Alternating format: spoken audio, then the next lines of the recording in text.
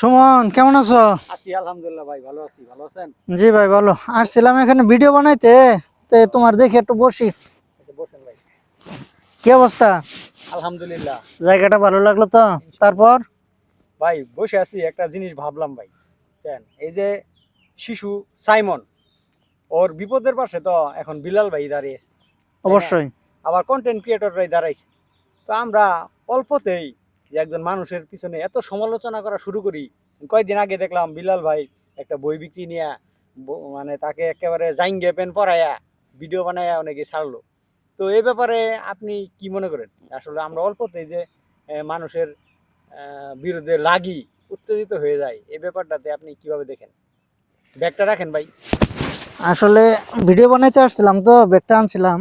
এখন ঘটনা হলো, তুমি যেটা বললা আমরা অল্পতে মানুষের সমালোচনা করি। আসলে সমালোচনা করাটা বাঙালির এটা আম, মানে বংশগত স্বভাব নাকি? বংশগত স্বভাব যাকে বলি। এখন আসলে সমালোচনা করার আগে আমরা একটা বিষয় খেয়াল করি না, আমি যার সমালোচনা করতেছি সে তো একটা কাজ করছে। তাও ভুলও করতে পারে সে। ভুল ভুল হতে পারে, ভুল। মানুষ মাত্রই হ্যাঁ, তো ভুল। মানুষ মাত্রই ভুল হতে পারে, কেউ ভুলের ঊর্ধ্বে নয়।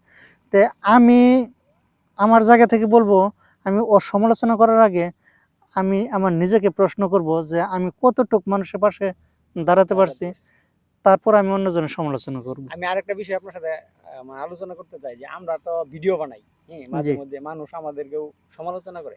আচ্ছা, আমরা তো এখানে খারাপ কিছু বানাই না, অশ্লীল কিছু বানাই না। তো মানুষের সমালোচনা করে লাভ কি? আবার আরেকটা জিনিস দেখলাম, যে যারা সমালোচনা করে ওরা আমাদের ভিডিওগুলো ঠিকঠাক মতো দেয়, কারণ তা না হলে তো ওরা ভুল ধরতে পারে না। কিন্তু ওরা কখনো লাইক কমেন্ট করে না। হ্যাঁ, লাইক কমেন্ট করে না, কিন্তু আমাদের ভিডিওটা দেখে। এটা আমাদের এটা জন্য ভালো। এটা ভিডিওটা দেখে এজন্য হয় যে যেন সমালোচনা করতে পারে। তো এটা আমাদের জন্য ভালো না ভাই? অবশ্যই ভালো।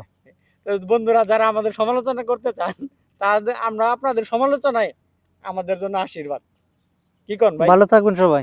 ধন্যবাদ।